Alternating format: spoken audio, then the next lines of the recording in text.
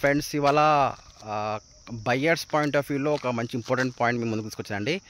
Agreement holder అంటే ఏంది? Agreements ఇవాళ చాలామంది ప్లాట్స్ అగ్రిమెంట్ చేసుకుని అమ్ముతున్నారు కదా, అసలు దాని మీనింగ్ ఏందో మీకు ఈ వీడియోలో చెప్తాను అనమాట.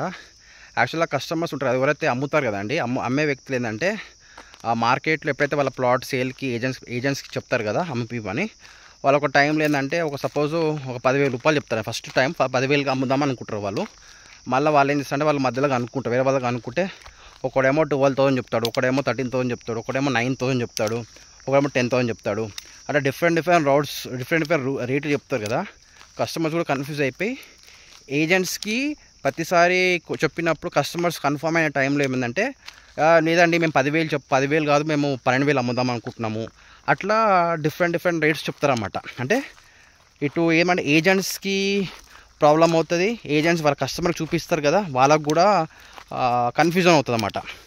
దీనివల్ల ఏమవుతుంది అంటే మిస్కమ్యూనికేషన్ అయిపోయి ఏంటంటే కొంచెము రాంగ్ వేలో వెళ్తుందన్నమాట. సో అట్లా కాకుండా మామూలుగా రియల్ ఎస్టేట్లో ఏజెంట్స్ ఏం చేస్తారంటే కస్టమర్స్తో మాట్లాడి, మేడం సార్ మీ ప్లాట్ మేము అమ్మిపిస్తాము, ఒక 45 డేస్లో క్లోజ్ చేస్తామండి, ఆర్ 30 డేస్లో క్లోజ్ చేస్తాము, మాకు ఒక 10,000 రూపీస్లో చేసుకుంటా అంటే మీకు ఒక అడ్వాన్స్ ఒక 25% మీకు ఇస్తాము, మీ రిమైనింగ్ రిజిస్ట్రేషన్ టైంలో ఇస్తామని చెప్పేసి ఒక అగ్రిమెంట్ రాసుకుంటారు అన్నమాట.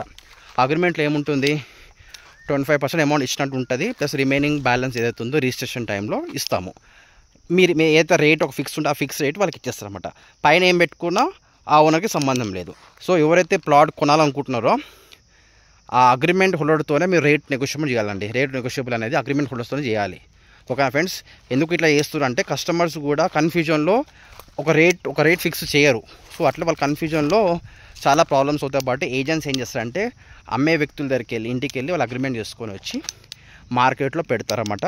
కొనేవాళ్ళు ఎవరైతే ఉంటారో మీరు రేట్ నెగోషియబుల్ చేయాలనుకుంటే ఏజెంట్స్ ద్వారానే చేయాలన్నమాట. ఎవరైతే అగ్రిమెంట్ హోల్డర్ ఉంటో వాళ్ళతో చేయాలి, వాళ్ళే ఫిక్స్ చేస్తారు రేటు. వాళ్ళు మీకు కావాల్సింది రిజిస్ట్రేషన్ వాళ్ళు ఓనర్ దగ్గర తెప్పించి రిజిస్ట్రేషన్ చేయించి వాళ్ళ బాధ్యత వాళ్ళదన్నమాట. కానీ మీ ట్రాన్సాక్షన్ మొత్తం ఓనర్కి చేస్తారు, ప్లస్ అగ్రిమెంట్ హోల్డర్ కూడా ట్రాన్సాక్షన్ చేస్తారన్నమాట. ఓకేనా friends? To avoid confusion between buyer and seller, agreement holder అయితే వెరీ కీ పర్సన్ అండి. ఓకేనా? మీకు సేమ్ ఇదే విధంగా వెంచర్స్ చేసే వాళ్ళు కూడా రైతుల దగ్గర అగ్రిమెంట్ చేసుకొని వెంచర్స్ చేస్తారన్నమాట. ఎట్లయితే ప్రాఫిట్ వస్తుంటో అట్లా రైతులకు మనీ ఇచ్చి ఆ మొత్తం ల్యాండ్ క్లియర్ చేసుకుంటారన్నమాట. ఓకేనా friends? Thank you very much.